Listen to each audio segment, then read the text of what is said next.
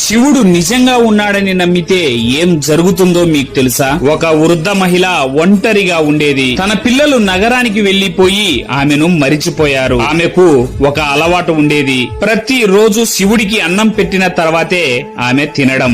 ఒకరోజు ఆమెకు జీవితం మీద విరక్తి కలిగి కోపంగా ఇలా అంది, నువ్వు తినవు, కానీ నేను ఎందుకు పెడుతున్నాను నీకు అని. అలా ఆ రోజు అన్నం పెట్టకుండా తినబోతుంది. అప్పుడే ఎవరో తలుపు తట్టారు. తలుపు తీస్తే బయట ఆకలితో వణుకుతున్న బాలుడు, అమ్మా, ఈ రోజు చాలా ఆకలిగా ఉంది, తినడానికి ఏమైనా ఉంటే పెట్టండి అని అడిగాడు. ఆమె క్షణం ఆలోచించి తన ప్లేటులో ఉన్న అన్నం అతనికి ఇచ్చేసింది.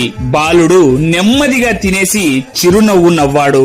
అప్పుడే ఆ బాలుడు ఇలా అన్నాడు, ఈ రోజు కూడా నన్ను నువ్వు ఆకలిగా పెట్టలేదులే అన్నాడు. ఆ మాటలు విన్న ఆమె గుండె ఒక్కసారిగా ఆగిపోయింది. ఆమె తేరుకొని చూడగా ఆ బాలుడు కనిపించలేదు. బయట చూసేసరికి బాలుడు కనిపించలేదు, కానీ తలుపు ముందు ఒక చిన్న శివలింగం ఉంది. అప్పుడే ఆమెకు అనిపించింది, వచ్చింది బాలుడు కాదు, సాక్షాత్తు ఆ శివయ్య అని.